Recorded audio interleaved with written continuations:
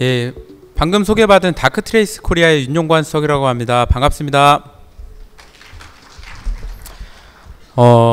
방금 사회자분도 그러셨는데, 저희가 보통 가면 이제 요즘에 머신러닝 이렇게 하면 어떤 분들이 이제 막 말씀하시다가 이제 러닝머신 이렇게 말씀하시는 경우가 있어요. 그만큼 이제 좀 많이 친숙해지고 좀 많이 들어보시다 보니까 이제 그런 경우들이 있는데요. 저희는 이제 보시는 것처럼 사이버 면역 시스템이라고 하는 게 저희 제품 이름입니다. 저희 회사는 영국에서 있고요. 사이버 면역 체계 시스템 이렇게 하시면 이제 들어보시면 알겠지만, 뭔가 생체 모방 기술을 모방해서 어떤 사이버 정보 시스템에 적용했을 때 이 인공지능이 우리 몸의 면역 체계 시스템처럼 뭔가 동일한 원리로 동작하게 됐을 때 꽤 괜찮은 성과가 있지 않을까라고 해서 저희 회사는 13년도 7월 달에 영국 캠브리지에서 이제 시작된 회사입니다. 그 캠브리지 대학교가 이제 아시겠지만 학문적인 성과들이 뭔가 사람들이 갖고 있는 의심, 단순하게 그런 함수나 이런 것들로 계산을 해내는 게 아니라 뭔가 사람이 갖고 있는 의심이나 아니면 뭔가 사건에 연계된 것들, 이런 추적들을 할 때 어떻게 구성하면 좋을지에 대해서 연구를 한 200년 가까이 해왔고요. 거기에서 그런 연구적인 그런 학문적인 성과들을 바탕으로 만들어진 회사가 2개 정도 있습니다. 딥마인드의 알파고가 이제 거기서 나왔고요. 그리고 다른 일부 거기 수학자들이 저희 다크트레이스를 만들었습니다. 지금은 전 세계 33개국 이상에서 5,000번 이상 이미 설치가 돼서 지금 운영 중에 있는 그런 제품을 제조하는 회사입니다. 저희가 뭐 여기 아래쪽에 보시면 상을 여러 가지 받았는데요. 이 부분 넣어놓은 이유가 저희가 단순하게 보안 회사가 아니라 뭔가 테크 회사로서 의미 있는 부분이라서 한번 넣어봤습니다. 이쪽 좌우에 있는 상들이야 보안 쪽에서는 아마 많이 아실 것 같은데, 이 가운데 있는 상들은 보통은 이제 뭐 페이스북이라든지 어떤 현실 세계의 문제들을 풀기 위해서 기술들을 활용해서 꽤 괜찮은 성과를 얻고 있는 회사들이 받는 상입니다. 요 바로 위에 있는 상이 좀 의미가 있을 것 같아서요. 최근에 이제 전 세계에서 가장 혁신적인 기업 100개를 뽑았습니다. 1등을 애플이었고요. 쭉 순서대로 나열해 보니까 100개 중에서 대한민국에서 나온 회사가 딱 하나가 있었습니다. 카카오뱅크가 여기서 26등을 했습니다. 그 27등이 바로 뒤에 다크트레이스가 있는데요. 어쨌든 저희가 만든 인공지능 머신러닝 기반의 어떤 기술이 현실 세계 문제를 푸는데, 특히 보안에서 꽤 잘 돌아가는, 잘 동작하는 솔루션이다 라는 부분들을 인정받고 있는데요. 지난주에 뉴스가 하나가 있어서 한번 같이 나눠보려고 제가 넣어봤는데요. 삼성에서 저희 회사에도 투자를 한 지금 주주사로 돼 있는데요. 인공지능 관련해서 워낙 이슈들이 많고 실제로 데이터를 분석하고 거기서 나온 데이터를 가지고 현실 세계의 문제를 푸는데 굉장히 도움이 되다 보니 그걸 가지고 어떻게 활용해 볼까라고 해서 전 세계에 이제 그 연구 센터를 이제 만들기 시작했습니다. 첫 번째가 바로 그 캠브리지에 만들었는데요. 그만큼 어떤 꽤 오래된 연구들이 있고요. 그런 부분들을 사용해서 전 세계의 많은 회사들이 이제 그 성과들을 활용하려고 하는 지역들인데요. 결국은 인공지능, 머신러닝, 딥러닝, 뭐 저희도 딥러닝의 일부를 채용해서 데이터를 처리하는 방식을 사용하고 있는데요. 결국은 주는 데이터를 분석했을 때 그걸 지식으로 바꿔주는 게 인공지능이고 머신러닝이고 딥러닝이라고 한다면, 그 데이터를 받아서 분석하는 그 과정에서 그 데이터의 지식 나온 부분들이 결정이 거의 된다고 보시면 될 것 같습니다. 결국은 빅데이터 분석의 대전제가 얼마만큼의 좋은 소스를 가지고 학습시켰을 때 좋은 결과를 나올 것이냐는 정비례 아니면 체증하는 관계를 갖고 있기 때문에 굉장히 중요한 부분인데요. 지난주에 제가 자료를 찾다 보니까 16년도에 딥러닝 기술을 기반으로 해서 일본에서 굉장히 재밌는 테스트가 있었더라고요. 그 일본의 이제 미소녀들 이제 사진들을 가지고 이제 테스트를 한 거예요. 사진을 200장, 굉장히 이쁜 미소녀들 사진을 200장을 가지고 우리가 생각하는 미의 기준이 뭔지를 이제 테스트를 한 건데요. 200장을 넣었더니 괴물이 나왔다고 하더라고요. 그걸 이제 모수를 넓혀서 한 2만 장의 데이터를 주니까 일반인들도 섞이고 이렇게 우리가 이쁘다고 아름답다고 생각하는 미의 기준을 갖고 있는 사람들도 섞어봤더니 아름다운 사진이 나왔다. 그 의미하는 바는 결과적으로 처리하는 기술도 중요하고, 두 번째 거기에 주어지는 데이터도 중요하다는 부분입니다. 그 장표가 바로 이 장표인데요. 결국은 인공지능 머신러닝이 하는 건 학습을 하는 겁니다. 아무것도 모르는 사람한테 책을 주는 거죠. 그래서 그걸 보게 하는 거예요. 그러면 영어 책을 주게 되면 영어를 못하는 사람이 갑자기 영어를 할 수도 있고 못할 수도 있습니다. 그런 과정이 이제 학습 과정입니다. 이제 문자를 읽어가면서 자기가 해석을 하고 추론을 하게 되죠. 이게 이 내용이 맞나라고 추론을 하고 검증을 하면서 마지막에 일반화라고 해서 이제 이 결과, 아까 말씀드렸던 지식으로 뽑아내게 될 텐데, 기존의 문제점들이 바로 여기에 있습니다. 입력 데이터하고 학습 데이터가 다르다는 건데요. 예를 들면 서양 사람들이 쓰는 7자, 숫자 7과 동양 사람들이 쓰는 칠의 모양이 다르거든요. 그래서 이 머신러닝을 가지고 문자를 읽어서 이걸 음성으로 바꿔주는 기술을 개발하려고 하다 보니까 이 칠자를 못 읽는 거예요. 근데 그보다 더 어려운 건 금방 읽어내더라고요. 그만큼 무슨 데이터를 가지고 학습을 했느냐가 중요한데 보안에서도 동일한 문제들이 생겨납니다. 뭐 시그니처라든지 룰, 시나리오 기반의 제품들은 어쨌든 그 시나리오를, 그 룰을, 그 시그니처를 저작하기 위해서는 뭔가 사건이 있어야 돼요. 그 사건들을 외부에서 이제 학습하는 거죠. 예를 들면 강남구 구청 그 경찰서에서 삼성역 주변에서 있는 범죄들을 난 예방하고 싶다라고 해서 데이터를 막 모으기 시작한 거예요. 봤더니 삼성역 2번 출구에 있는 벤치에서 서성거리던 사람들 중에서 빨간 모자를 쓴 사람이 사건을 일으킬 확률이 제일 높다라고 해서 회귀 분석을 딱 한 거예요. 그러면 빨간 모자를 안 쓴 사람은 범죄할 확률이 없냐? 그렇진 않거든요. 특정 시간대, 특정 행동, 특정 패턴들은 나타나겠지만 그거를 어떠한 선을 통해서 표현할 수는 없거든요. 다크트레이스는 350가지 차원에서 패킷들을 보면서 외부에서 학습하는 게 아니고 인공지능을 우리 내부 사이트에서 온 사이트로 구축해서 분석할 수 있도록 해주는 장비입니다.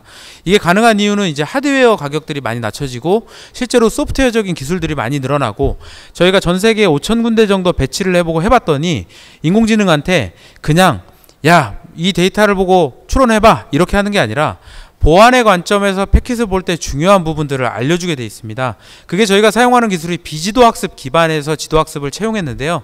방금 말씀드렸던 것처럼 알려주는 거죠. 삼성역 2번 출구에서 새벽 2시에 빨간 모자를 쓴 사람이 사건을 일으킬 확률이 높다라고 해서 그 사람을 잡는 게 아니라 일단 네가 한번 다 봐봐. 다 보고 학습해봐. 그게 비지도 학습입니다. 데이터를 줄 때나 나온 데이터에 대해서 선생님이 없는 거예요. 선생님이 없다 보니까 사람의 지식을 기반하지 않고 인공지능이 보는 거예요. 그게 하나의 장점이 될 수 있고요. 두 번째는 선생님이 없다 보니까 얘가 혼자 학습합니다. 365일 24시간 1분 1초 빠짐없이 계속 보는 거예요. 수만 개의 커넥션을 따라가면서 얘는 뭘 하는지 다 보는 거죠. 사람이 CCTV 저희가 관제를 하잖아요. CCTV를 가지고 화면을 띄워놓으면 따라가기가 힘들거든요. 기계가 제일 잘하는 반복적이고 지속적이고 귀찮은 일을 얘가 하게 되는 거고요. 패킷을 보면서 그걸 추론하게 됩니다. 최근에 굉장히 재밌었던 논문이 있어서 한번 넣어봤습니다. 보시면 요 초록 색깔 요 정도 될 것 같은데요. 이게 알파고 리의 수준입니다. 알파고 리는 이세돌하고 경쟁했던 알파고고요. 여기 알파고 마스터는 이세돌하고 경쟁하고 봤더니 커제가 이제 순위가 더 높으니까 이세돌하고 했던 기보를 주고 또 학습을 시킨 거예요. 그러면서 몇 가지 나왔던 단점들을 개선을 했더니 이렇게 수준이 높아졌습니다. 요 두 가지는 앞에서 말씀드렸던 지도학습에 기반을 하고 있고요. 지도학습을 가지고 얘가 학습을 쭉 시켜보고 이제 더 이상 사람이 바둑을 가지고 기계를 이기기가 어렵다는 거를 증명이 되고 나서 구글이 이제 고민을 했던 게 무슨 고민을 하냐면 그럼 기계끼리의 경쟁에서는 어떤 기술이 우수할까라고 해서 알파고 제로라는 걸 만듭니다. 얘는 이제 범용 인공지능으로 사용하기 위한 플랫폼인데요. 결국은 바둑 만드는 게 아니고 이제 얘는 룰만 알려주면 일본식 장기도 둘 수도 있고요. 여러 가지를 둘 수 있습니다. 얘한테 바둑의 룰을 알려주고 너 혼자 봐봐 이렇게 한 거죠. 이제 시골에서 저희 할머니들이 혼자서 이제 고스톱 치시잖아요. 그런 것처럼 혼자 치기 시작합니다. 바둑을 두고 시작했더니 3일 만에 알파고 리의 수준을 넘어서고 21일 만에 마스터를 능가하더니 40일이 되니까 역사상 몇천 년 동안 바둑을 두면서 찾지 못했던 생각하지 못했던 기보들이 나왔고 그걸 가지고 이제 사람들이 이제 프로 기사들이 학습하는 이런 시대가 됐습니다. 어쨌든 그만큼 사람에 의존하지 않고 기계가 반복적으로 기능적으로 뭔가 찾아볼 때 꽤 유의미한 게 나온다. 특별히 저희가 좀 더 집중하는 분야가 바로 이 부분입니다. 기존의 보안 제품들 중에서 보안 담당자분들이 개인정보를 지키기 위해서 혹은 우리 내부에서 악성 코드를 막기 위해서 아니면 알려진 위협들을 막기 위해서 하셨던 노력들이 대부분 아마 여기에 많이 집중되어 있을 거예요. 에이전트를 생각해 보시면 그럴 텐데요. 최근에는 이제 리눅스 서버라든지 이런 쪽으로 에이전트 나오고 있지만 대체로 이쪽으로 많이 있었습니다. 저희가 이제 볼 수 있는 건 저희는 중요한 건 커넥션을 봅니다. 기존의 보안 장비들이 경계 보안에서 많이 차단해 놓은 통과된 트래픽에 대해서 분석을 하기 때문에 거기 안에서 악성 코드를 찾기 위해서 노력하거나 시그니처 찾기 위해서 노력하는 게 아니라 그 커넥션이 의미하는 게 뭔지, 그 커넥션을 사용하는 디바이스가 그전과는 뭐가 다른지, 무슨 의미가 있을지, 보안 관점에서는 뭘 봐야 될지를 보게 되다 보니까 소셜 미디어도 볼 수도 있고요. VoIP도 볼 수도 있고 아이패드도 따라가면서 볼 수도 있고요. 그리고 복합기도 볼 수도 있고 IP를 달고 있는 CCTV도 볼 수 있습니다. 핸드폰도 볼 수도 있고요. IP를 달고 있는 모든 걸 다 볼 수 있도록 관제를 할 수 있도록 돼 있고요. 얘가 패킷을 보면서 자연스럽게 폐쇄망 쪽에 제어망까지도 관리하고 볼 수 있도록 설계가 돼 있습니다. 제가 앞에 저희 제품이 면역체계 시스템이라고 말씀을 드렸는데 제가 이걸 어떻게 좀 설명드릴까 하다가 자료를 찾아보니까 올해 1월 달에 JTBC에서 하는 차이나는 클래스라는 프로그램에서 굉장히 재밌는 내용이 있었더라고요. 사람 몸의 면역체계 시스템 전문가가 나와서 사람 몸의 면역체계 시스템의 중요한 3가지 특징을 뽑았습니다. 첫 번째는 나와 외부를 구분할 줄 안다. 우리 몸의 면역체계 시스템은 외부에서 이상한 게 들어오면 그게 이상하다라는 걸 알고 있어요. 다크트레이스도 동일하게 인공지능 기반 기술을 해서 인아웃바운드 트래픽을 분석하면서 우리 내부에서 갖고 있는 IP 자산들을 분류해냅니다. 두 번째, 우리 몸의 면역체계 시스템은 그 분류된 하나하나의 특징, 예를 들면 우리 장기나 아니면 뭐 발가락에 있는, 손톱에 있는 이런 세포들이 갖고 있는 특징들, 수족의 세포들이 갖고 있는 그 특징들을 항상성과 특별한 지점들을 찾아서 학습을 해요. 예를 들면 운동을 해서, 아니면 제가 여기 강단에 내려가다 넘어져서 어딘가에 부딪혀서 몸에 열이 나거나 멍이 생기는 것과 내가 운동해서 생기는 생리 현상으로서의 발열 반응이 다른지를 알고 있는 거죠. 그리고 세 번째, 우리 몸의 특징은 그걸 기억한다고 하더라고요. 결과적으로 이 과정이 끊임없이 벌어지기 때문에 이 인공지능, 저희 사이버 면역체계 시스템도 우리 몸처럼 진화를 할 수 있도록 구조화되어 있습니다. 정상적인 상태를 우리 몸의 피, 몸, 세포에서 보는 것처럼 데이터를 가지고 분석을 하도록 되어 있고요. 제가 한번 장표로 저희가 장비 설치부터 분석, 그리고 그 위협을 식별되고 나서 대응하는 방안을 장표로 한번 만들어 봤는데요. 저희가 하드웨어, 가상환경, 클라우드, 사스부터 시작해서 다양한 종류에서 소스, 데이터를 가져올 수 있도록 구성이 되어 있고요. 여기 안에서 데이터를 넣어주게 되면 미러나 스팬으로 받기 때문에 네트워크 시스템엔 전혀 지장이 없습니다. 그 데이터를 분석해내면서 L4단에서 L7단에서 의미 있는 것들을 추출해서 350가지 차원에서 비교하기 시작합니다. 비교하게 되면 기본적으로 사람에 대한 정보들이 나오게 되는데, A라는 사용자가 어떤 디바이스를 어떻게 사용해서 어디로 평소에 어떻게 활동을 하는지를 볼 수도 있고요. 그 사람이 사용하는 디바이스가 어떤 IP를 어떤 맥을 달고 있는데 이게 데스크탑인지 VoIP인지 아니면 다른 태블릿인지를 분류를 해서 디바이스에 대해서 학습도 하고요. 그리고 마지막으로 이 각각의 것들이 엮여있는 네트워크 토폴로지 안에서 의미 있는 게 뭔지를 쭉 찾아내게 됩니다. 필요하면 모델 에디팅도 해서 내가 보고 싶은 것들을 야 이거 좀 봐봐 라고 해서 얘가 많이 찾아놓은 것들 중에서 필요한 것들을 더 볼 수 있도록 되어 있고요.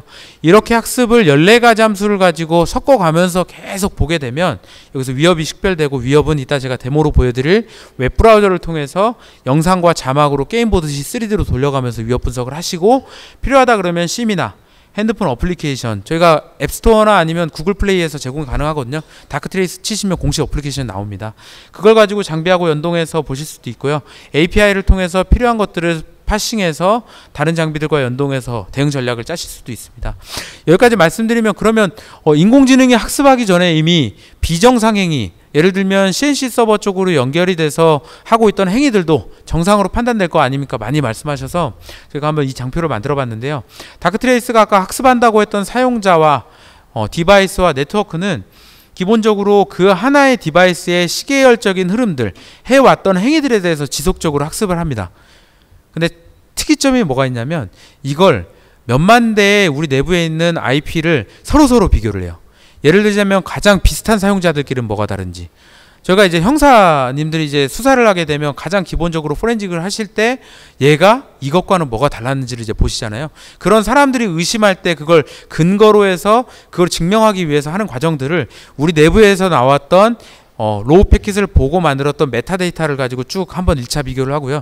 2차 비교까지 쭉 들어가서 판단이 되게 됩니다. 그래서 내부에서 만약에 CNC 통신을 하는 게 다른 사용자와 비교했을 때 특이점이 없다면, 예를 들면 40% 이상 이미 감염돼서 컴피커 활동을 통해서 좌우로 왔다 갔다 하면서 감염이 돼 있고 걔가 바깥쪽으로 나간다면 정상으로 판단하겠지만, 그건 우리 내부에 대한 정보가 없는 패킷 전문 분석가가 와도 아마 비슷할 걸로 생각이 됩니다. 그렇게 되겠지만 실제로 많은 것들을 잡아내고, 저희가 설치되기 전에 나왔던 것들을 실제 저희가 국내에서 한 200군데 이상 POV를 해보면서 많이 나오는 것들을 목격할 수 있었는데요. 그렇게 나온 위협들에 대해서 저희가 차단을 할 수 있도록 모듈이 따로 있습니다. 기본적으로 안티제나라고 해서 우리 항체가 대응하는 방식으로 되어 있는데요. 거기에서 나오게 된 결과값들에 대해서 얘가 보고 있고 차단을 시행할 수 있도록 되어 있습니다. 그 차단의 근거가 저희는 인공지능에 의해서 이 사용자가 스스로를 배신했던 것들, 두 번째는 악성 코드가 없고 시그니처가 없고 룰이 없더라도 이 사용자가 내부에서 자기 스스로를 배신하는 거. 예를 들면 내부자가 악성 코드 없이 자기가 파일을 긁어 모아서 자기 NAS로 옮길 때, 이런 것들이 최근에 가장 많이 나오거든요. 그런 이상한 커넥션이 생기는 것들을 먼저 보고한 다음에 승인을 받고 조치를 할 수도 있고요. 아니면 먼저 조치해 놓고 이제 나중에 후보고를 할 수도 있는데요. 이 부분이 이제 세밀하게, 예를 들면 파일이 유출됐을 때 그런 것들에 대해서는 나는 먼저 선 조치하고 후보고하겠다라고 하는 형태로도 볼 수도 있고요. 어쨌든 이렇게 안티제나 모듈을 통해서 저희가 차단을 할 수 있도록 되어 있는데요. 지금 전 세계적으로는 저희가 한 100군데 정도 제어망 쪽, 폐쇄망 쪽에서 돌고 있습니다. 그렇기 때문에 외부의 인터넷 커넥션 없이, 시그니처 업데이트 없이, 룰의 업데이트 없이 인공지능 너 혼자 한번 판단해봐 라고 했을 때 꽤 괜찮은 결과들이 나오고 있고, 국내에서도 많은 레퍼런스가 지금 나와 있고요.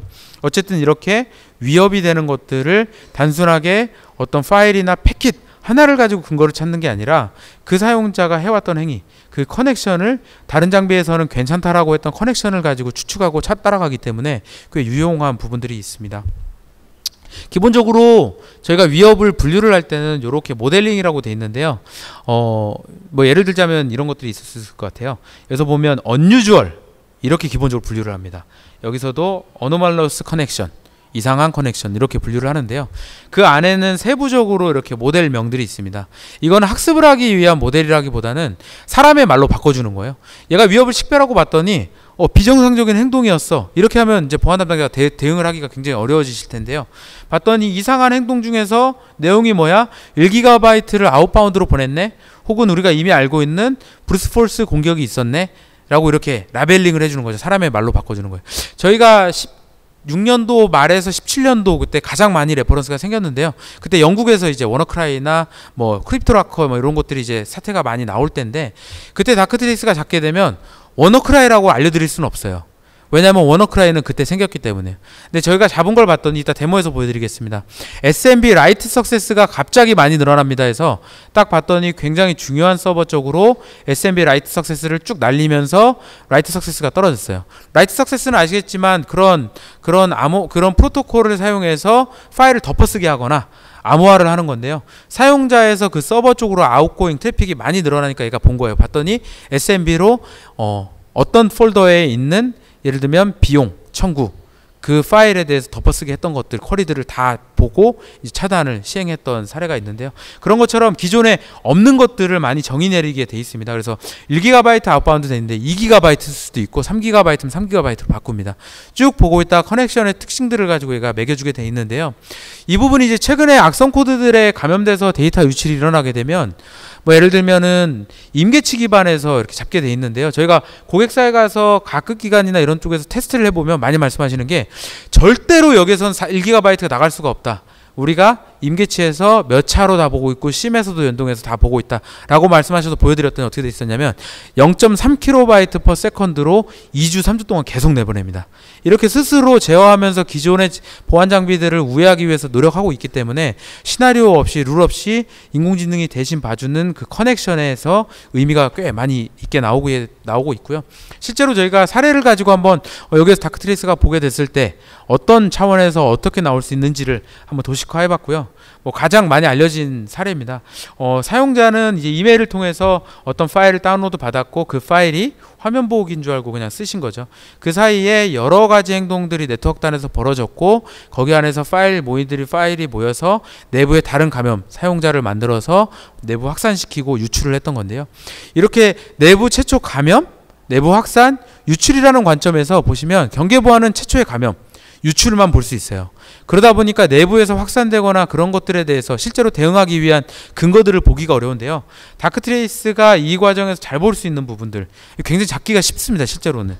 여기에서 파일을 실행시키고 났더니 화면 보호기로 돌면서 뭔가 드로퍼로 새로운 파일을 생성하고 외부에서 다운받고 CNC 통신을 바로 시작합니다. SSL을 통해서 했습니다. 그러면서 감염되고 나서 온드라스, 대만, 뉴질랜드로 SSH를 통해서 접속 시도를 하고, 그리고 내부에 있는 파일들을 긁어 모아서 그것들을 외부 CNC 서버로 감염된 다른 사용자가 내보냈기 때문에 이제 보기가 굉장히 어려웠는데요. 다크트레이스는 여기서 크게 세 가지 분류를 해서 탐지를 할 수 있습니다. A 분깃, B 분깃, C 분깃. 여기서 하나라도 잘 잡았으면 아마 괜찮았을 텐데, 기존의 경계 보안들이 이런 암호화 패킷들을 악성 코드를 보기 위해서는 이 암호화를 까봐야 되다 보니까 그냥 우회를 시키는 거죠. 볼 수가 없으니까, 인증서도 없고 하니까. 이런 것들을 어떻게 보냐면, 기본적으로 이 사용자는 한 번도 접속한 적 없는 그 데스티네이션 쪽으로 SSL을 통해서 접속 시도를 합니다. 그러면 다크트레이스는 희귀한 익스터널 쪽으로 붙으려고 하네 라고 하나를 잡게 돼 있고요. 그러고 나서 봤더니 우리 내부에서는 한 번도 간 적 없는 그 IP에 이 사용자만 또 붙으려고 하고, 그러더니 새벽 6시 이후에, 저녁 6시 이후에 이 사용자가 사용 안 할 때 원래 자동으로 꺼지도록 세팅돼 있는데도 계속 백그라운드로 핑을 날리면서 꺼지지 않도록 하다가 외부로 접속 시도를 계속합니다. 접속이 되고 나서 내부에서 명령을 받아서 내부에 중요한 파일을 담고 있는 서버 쪽에서 데이터를 긁어 모읍니다. 그리고 그 파일을 다른 사용자 쪽으로 보내는데요. 다크트레이스는 비정상적인 파일을 다운로드 받았다, 업로드했다라고 잡고 나서요, 이걸 외부 쪽으로 다른 사용자가 보내려고 할 때 비정상적인 데이터 전송이라고 하는 형태로 잡게 되어 있는데요. 이 세 가지가 동시에 일어날 확률, 우리 내부에서는 아마 0.00001% 정도 될 건데 이게 벌어졌어요. 이걸 다 볼 수 있고요. 다 볼 수 있는 이유는 저희는 커넥션을 기준으로 봅니다. 커넥션 기준으로 어떤 파일이 어느 만큼 나갔는지. 실제로 네트워크 단에서 위치는 이렇게 백본 단에서 걸어서 백본에서 왔다 갔다 하는 것들도 볼 수 있고, 사용자가 이렇게 들어와서 이렇게 넘어가는 이런 형태도 볼 수도 있고요. 이 위치가 굉장히 중요한데요. 백본 아랫단에 붙을수록 더 세밀한 정보들이 나옵니다. 그래서 필요하면 어그리게이션 탭을 통해서 데이터를 받아서 올리거나, 아니면 이렇게 원격지에 있는, 예를 들면 지사가 있는 기관이라든지 이런 기관들은 이쪽에서 추가적인 프로브를 통해서 이렇게 중앙에서 모니터링 할 수 있는 형태로 구성도 가능합니다. 이렇게 사이징 한번 넣어봤는데, 넣어놓은 이유는 실제로 이렇게 커넥션을 분석할 때는 얼마만큼의 디바이스가 얼마만큼의 스루풋 안에서 이것들을 일으키는지가 굉장히 중요한데요. 지금 기술의 차이점들이 단순하게 포렌직처럼 많이 모아놓고 분석하는 장비가 굉장히 좋은 장비거든요. 유용성이 있고. 근데 다크트레이스는 조금 다른 점은 그런 로우 패킷들을 우리가 메타화해서 가볍게 만들고 그걸 인공지능 가지고 계속 보는 거예요. 보면서 2차 메타를 만들면 위협이 식별됩니다. 그런 형태로 되어 있기 때문에 한번 넣어봤고요. 저희가 기본적으로 POV라고 하는 과정이 있습니다. 인공지능을, 전 세계에서 가장 좋은 보안 인공지능을 사이트에서 구축해서 어떤 성과를 얻을 수 있는지에 대해서 한번 보실 수 있도록 POV 장표인데요. 저희가 최근에 이제 공공기관 쪽이나 이런 쪽에서 많이 이제 인공지능 쪽 연구하시다 보니까 많이 지금 POV 진행하고 있습니다. 그래서 끝나고 저희 부스 와주시면 한번 보시면 좋을 것 같고요. 제가 바로 준비한 건데요. 데모를 보여드리면서 실제로 이런 위협들을 보실 때 어떤 식의 위협들로 분류될 수 있을지, 보실 수 있을지 한번 장표를 만들어 봤는데요. 좀 키워보겠습니다. 웹브라우저를 통해서 붙으면 그냥 바로 볼 수 있는 화면이에요. 설치를 하면 1시간 내에 얘가 분석이 다 됩니다. 놔두면 패킷만 주시면 그 패킷 분석을 하기 때문에요. 컨피그를 하거나 별도로 하실 게 없어요. 그냥 미러 포트 하나 빼주시면 그걸 가지고 얘가 분석을 시작합니다. 분석하게 되면 이렇게 화면들로 보여지는데요. 이 좌측에 보시면 기본적으로 얼마만큼의 패턴들이 나오고 있는지를 커넥션을 따라가면서 분석을 해요. 장비 하나가 여러 개의 커넥션을 만들기 때문에 3만 대의 디바이스가 있네요. 얘가 분석을 해보니까 여기에서 서브넷은 2000개가 있습니다. 자동으로 다 분석했기 때문에 이 과정에서는 컨피그나 이런 것들이 필요 없고요. 저희 엔지니어들은 얘가 나온 결과들이 뭘 의미하는지, 아니면 인공지능이 모르는 우리 사이트만의 특징들을 인공지능한테 알려주게 되면 얘가 자동으로 분류를 하게 됩니다. 그러고 나서 봤더니 사용자가 이 디바이스 3만 대 중에서 2000대 가량의 서버, 클라이언트가 대략 이 정도로 나오고 있네요. 그렇게 돼 있고, 분석의 추이들을 봤더니 이렇게 흐름들을 보이고 있습니다. 실제로 차단 모듈이 동작해서 43대의 디바이스에 대해서 우리는 이만큼의 액션을 취하고 있고 계속 들어가고 있다라고 하는 부분입니다. 여기 보시면 세계 지도가 나타나 있잖아요. 대한민국에 닿게 되면 여기 이렇게 와서 대한민국에 찍히게 되는데요. 이렇게 나오는 이유는 지금 현재 런던에 본사가 있는 우리 고객사에 이렇게 전 세계 지사에 프로브를 달아서 일괄적으로 통합해서 지금 보고 있기 때문에 이 화면들을 보고 계시는 거고요. 이 노란색으로 나타나는 게 좀 뭔가 많다, 위협이. 파란색은 깨끗하다라고 하는 부분에 제가 여기 올려보겠습니다. 올려보시면 바로 어떤 서브넷을 보게 될지를 다 보여주는데요. 클릭해 보겠습니다. 예, 각각의 서브넷에 대해서 얘가 분석하면서 이 서브넷에서는 디바이스가 몇 대가 보여. 봤더니 이 서브넷은 17대가 있습니다. 클릭해 보겠습니다. 보게 되면 지금 현재 이 서브넷 간의 관계, 굵으면 트래픽이 많다, 노란색이면 이상하다, 파란색이면 깨끗하다, 얇으면 적다, 이렇게 똑같습니다. 그래서 이렇게 색깔을 통해서 볼 수도 있고요. 이 각각의 점들에 있는 이 디바이스들이 과연 어떤 관계를 맺고 있는지, 그럼 이 방화벽 외부로 구분되는 쪽으로는 어떻게 나가고 있는지를 이렇게 도식화해서 표현하고 있습니다.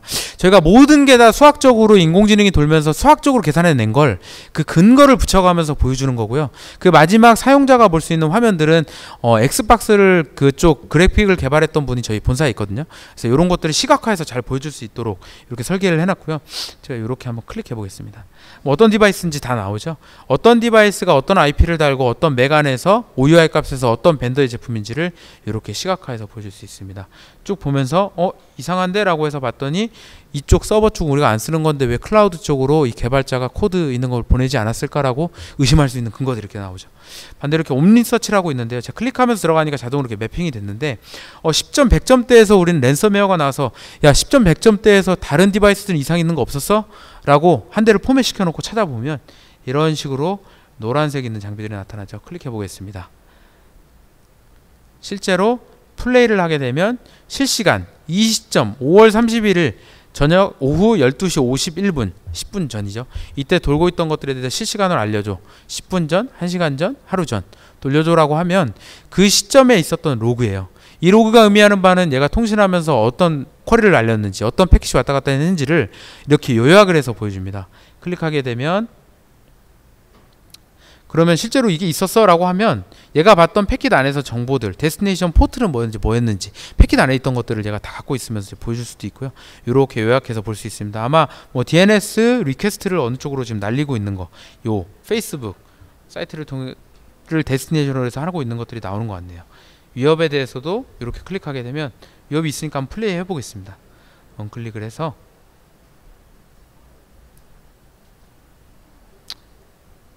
실제 뭔가 위협이 있었던 거를 제가 시간으로 보고 있는데요. 플레이를 하게 되면 요 보시면 이쪽 우측에 통계 자료들이 다 나와요. 제가 아까 로우 패킷을 보고 얘를 메타화해서 그걸 학습한다고 말씀드렸잖아요. 로우 패킷을 보게 되면 다 통계로 만들어지는데 그 커넥션이 의미하는 바가 뭐였는지 인바운드 기준으로 아웃바운드 기준으로 통계치가 기본적으로 나오고요. 커넥션의 종류에는 노멀인지 비정상이었는지 새로운 거였는지 브리치와 관련된 거였는지 아니면 리모트 포트는 뭘 썼는지 로컬 포트는 뭐 썼는지 어플리케이션은 뭘 썼는지까지도 프로토콜에 대한 정보들까지 다 볼 수도 있고요. 다시 나와서 얘가 봤더니 이상하죠. 이상 행동을 하고 있어서 한번 로그를 보겠습니다. 보게 되면 지금 실시간으로 읽고 있는 그 로그들을 보는 거예요. 아마 프로토콜이 SMB인 것 같습니다. SMB 프로토콜을 통해서 어떤 이쪽 서버 쪽으로 붙어서 여기 지금 보면 코드, 소스, 뭔가 소스 코드 관련된 뭔가 저장해 놓은 것 같아요. 직관적으로 봤을 때. 그쪽에서 SMB 리드를 날렸다는 얘기는 이쪽 접속 시도를 하고요. 그러면서 이 사용자가 계속 이쪽 데스티네이션 쪽 18번 로 SMB를 통해서 접속 시도를 하는데 페일이 떨어집니다. 쭉 페일이 떨어지는 것까지 지금 보고 계시는데요. 제가 한번 그러면 야 저걸 내가 다 볼 수 없으니 네가 알고 있는 그 위협과 관련된 로그를 요약해서 한번 보여줘 라고 해서 한번 한 장표로 보고 있습니다. 봤더니 이 사용자가 처음에 28일날 저녁 7시 6분에 브로드캐스트를 날렸네요. 그러면서 본 거예요. 다크트레이스가. 그러면서 이 사용자가 도메인 컨트롤러로 브로드캐스팅을 계속 날리고 있고 계속 하고 있습니다. 그러면 색깔이 바꾸는데 이 색깔의 의미는 프로토콜별로 이 색상을 매기도록 제가 설정을 해놨어요. 원하는 대로 이제 다른 기준들을 가지고 변동시켜서 볼 수도 있는데요. 봤더니 이 사용자가 도메인 컨트롤러에 갑자기 SMB 프로토콜을 통해 접속합니다. 이게 최근에 이제 도메인 컨트롤러 쪽으로 SMB 취약점을 이용해서 접속하고 그쪽을 통해서 내부에 달려있는 도메인 컨트롤러 쪽으로 리퀘스트를 날리는 사용자들한테 악성 코드 뿌릴 때 많이 사용되는 방법인데요. 어쨌든 그렇게 동일하게 비슷하게 했네요. 이 사용자가 도메인 컨트롤러에 붙고 그러더니 29번으로 해서 SMB로 붙습니다. 파일 서버 쪽으로도 이렇게 붙었네요. 12번으로. 그러더니 내부의 IP로의 접속 숫자가 늘어나기 시작합니다. 한번 보겠습니다. 쭉 봤더니 12초, 13초, 16초에 접속이 이루어졌어요. 47번, 1번, 41번. 뭔가 좀 나오죠. 그러더니 페일이 쭉 떨어지는데 봤더니 17초에 쿼리를 일괄적으로 쫙 뿌립니다. 여기 보시면 엑스포가 되는데요. TCP 기반으로 접속 시도를 했더니 중간에 잘린 것 같아요. 다크트레이스가 보고 얘는 계속 페일이 떨어져. 봤더니 3번, 4번, 5번, 6번, 7번, 8번, 9번, 10번 떨어졌어요. 쭉. 이렇게 스크립트 형태로 붙이는 형태로 해서 같은 초단위까지 똑같이 쭉 해서 떨어지고 그러더니 접속이 됐습니다. 이렇게 접속이 됐고 내부 데이터를 읽어드리기 시작하고 또 읽어드리고 쭉 봤더니 접속이 있고 계속 접속돼 있고요. 그러면서 다크트레이스가 야 이거 한번 봐봐 라고 하면서 띄었어요. 68%로. 이유는 내부의 데이터를 가져오고 보내고 그러면서 내부의 디바이스로 접속 시도를 늘리고 그러면서 닫혀진 포트로 접속을 계속 진행했습니다. 지금 이게 바로 다크트레이스가 얘기하는 징후의 기본이에요. 우리 면역체계 시스템이 기본적으로 우리 몸의 징후를 알려주는 거거든요. 제가 지난주에 애기랑 같이 병원을 갔다 왔어요. 병원을 갔던 이유는 저희 애기가 쓰러지거나 애기가 막 코피가 터지거나 이래서 간 건 아니거든요. 비염이 없는 애기가 콧물을 흘리고 자꾸 기침을 하고 봤더니 열도 미열도 있어요. 그럼 병원을 가게 돼 있거든요. 그렇게 해서 관리를 해주는데 기본적으로 다크트레이스가 보는 그 트래픽, 그 커넥션 어떻게 관리하냐? 다른 경계보안 장비들이 내보낸 것들에 대해서 따라가면서 실시간으로 계속 보면서 이런 징후들을 찾아내요. 이 징후에서 갑자기 아까처럼 우리가 모르던 대로 데이터를 SSL 통해서 많이 보낸다? SSL 안에 뭐가 숨겨져 있는지는 모르지만 알아야 되거든요. 보안 관점에서는. 그런 것들에 대해서 얘가 잡아주는 건데요. 얘가 마지막 잡았던 건 브리치 모델은 이렇게 잡았고요. 인공지능의 좀 특징이 뭐냐면 결과적으로 이런 유형이 똑같이 다른 사이트 예를 들면 A라는 저희 고객사에서 나타난 거랑 B에서 나타나는 고객사랑 모델이 다르게 찍혀요. 왜냐하면 얘가 생각한 건 이 환경에서는 이렇게 보는 게 더 적절해 보여 라고 하면 그걸로 바꿔줘요. 그렇기 때문에 이 결과에 대해서 사용자들이 볼 때 다 다른 거죠. 그 소스를 추측하기가 어려워요. 그러다 보니까 사람이 분석했던 것들 그 과정, 그 의심은 우리가 정확하게 알 수 없잖아요. 이상한 건 이상하거든요. 그래서 그 근거들을 패킷 안에서 찾아주기 때문에 그런 것들을 볼 수가 있고요. 제가 두 번째, 지금은 이제 분석하면서 들어왔으니까 다시 메인 화면으로 돌아가 보겠습니다. 돌아와서 아까 이런 메인 화면에서 제가 디바이스에 대해서 클릭을 하게 되면 이 디바이스 목록들을 이렇게 제공합니다. 제가 한번 타입을 눌러보겠습니다. 보면 언노운부터 시작해서 분류를 못할 수도 있어요. 얘가 일으키는 패킷들을 보고 야 얘는 랩탑이야. 랩탑들이 자꾸 프린트 스플링 관련된 프로토콜을 활용해서 뭔가 요청을 해. 프린터야. 이렇게 분류를 합니다. 그 얘기는 미들웨어를 깔아놓고 데스크탑을 가지고 서버 역할을 하게 되면 얘가 보면서 얘는 서버야라고 분류를 해요. 그래서 이렇게 타입들을 분류할 수 있고 IP폰부터 가상화 환경인지 IoT인지 다 볼 수도 있고요. 그리고 호스트네임과 IP 거기에서 나온 맥값을 봤다면 맥값은 뭔지 거기서 벤더는 뭔지 OS는 뭘 쓰는지 맥OS부터 시작해서 iOS, 윈도우 7, A10 다 분류할 수 있고요. 그리고 처음에 보였던 시간 마지막 보였던 시간 필요하면 나는 엑셀로 추출해서 파일로 해서 볼 수도 있도록 되어 있습니다. 그리고 이렇게 아래쪽에 보면 이제 이런 위협들에 대해서 이렇게 표시를 하는데요. 이 위협들에 대해서 쭉 해서 보실 수도 있고요. 이렇게 점수를 높은 걸로 볼 수도 있어서 클릭해서 보면 이런 화면이 나타나고요. 관리를 하셔야 될 수가 있거든요. 이 사용자는 예전에도 이상한 행동들을 했어라고 한다면 남겨서 이렇게 남길 수가 있는 거죠. 이렇게 이상하다라고 해놓으면 다음에 관리할 때 그 이력들을 쭉 관리하면서 볼 수가 있어요. 왜냐면 얘가 단순하게 이렇게 모델에 걸린 걸 기준으로도 볼 수도 있는데요. 제가 한번 바꿔보겠습니다. 이렇게 디바이스 기준에서 야 디바이스 기준으로 한번 알려줘 라고 해서 디바이스에서 점수가 높은 때로 한번 분류해 보겠습니다. 시간은 지난 7일 말고 커스텀하게 해서 5월 1일부터 있었던 위협 사례를 한번 보여줘 라고 하면 시계열적으로 쭉 분류를 해요. 야 이 디바이스가 나는 제일 이상했어 라고 봤더니 하나하나의 점수를 놓고 보는 게 아니에요. 악성 코드에 의해서 됐는지 아니었는지를 보는 게 아니라 흐름을 봤을 때 이 사용자 같은 경우는 보겠습니다.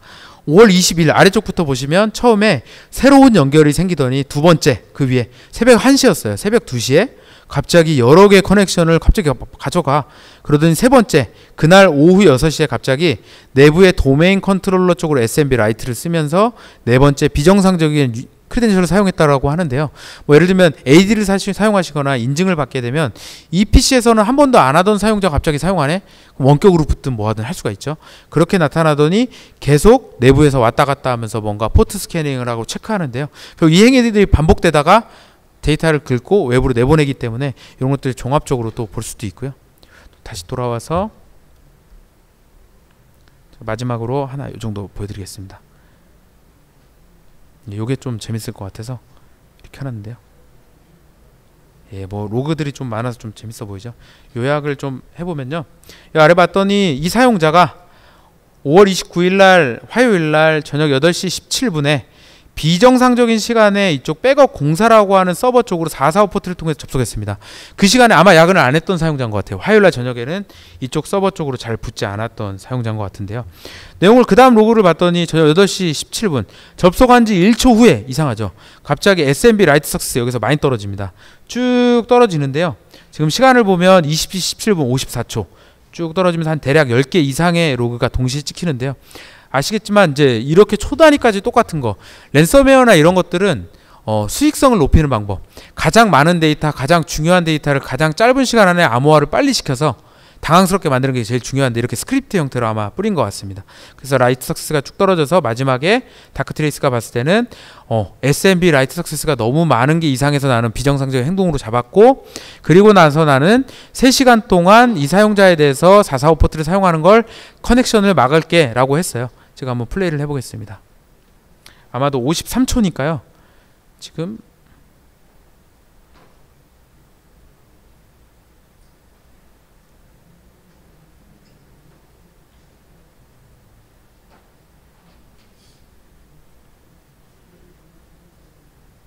예, 정상적으로 이렇게 파란색으로 외부로 원래 이렇게 좀 통신을 했던 것 같은데요.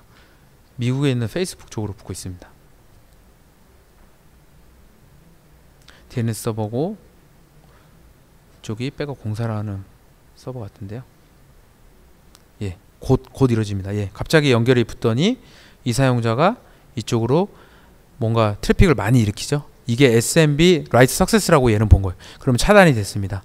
이런 식으로 어쨌든 이 사용자가 스스로를 배신하는 행동들이 악성 코드에 의하든 내가 그냥 파일을 유출시킬 의도에 의하든 뭔가 이런 행동들을 하도록 설계되어 있는 그런 감염 원인에 대해서 얘가 이렇게 분석을 해서 나타냈습니다. 지금 뭐 준비된 자료랑 시간이 다 돼서 제가 정리를 하려고 하는데요. 어쨌든 인공지능을 사용해서 적용해 봤더니 꽤 많은 성과들이 이제 나오고 있어요. 실제로 실패한 사례도 많고 이런 범용 인공지능을 통해서 뭔가 일을 하려고 할 때 꽤 괜찮은 성과를 얻은 사례들도 많이 있습니다. 저희가 최근에 이제 공공기관이라든지 아니면 이제 보안 쪽에 관심 있어 하시는 고객들을 많이 찾아다니면서 느낀 점은 어쨌든 우리 안에 있는 데이터를 어떻게 활용해 볼지, 그걸 가지고 어떤 성과를 만들어 볼지, 그 마이닝을 하는 과정에서 인공지능이 어떤 도움이 될지를 보안 관점에서는 다크트레이스가 그래도 꽤 잘 보여줬다고 저희 믿고 있고요. 저희가 이제 최근에 최초로 인공지능을 사용한 회사 중에 회사 그 가치를 10억 달러를 인정받아서 지금 이제 많이 투자도 받고 있고 실제로 많은 레퍼런스들이 생기고 있습니다. 어쨌든 이런 분야에서 인공지능을 사용해서 괜찮은 성과를 낼 수 있다라는 부분을 좀 기억해 주시면 좋겠고요. 기회가 된다면 직접 방문해서 좀 뵐 수 있었으면 좋겠습니다. 이상으로 준비한 발표 마치도록 하겠습니다. 경청해 주셔서 감사합니다. 감사합니다.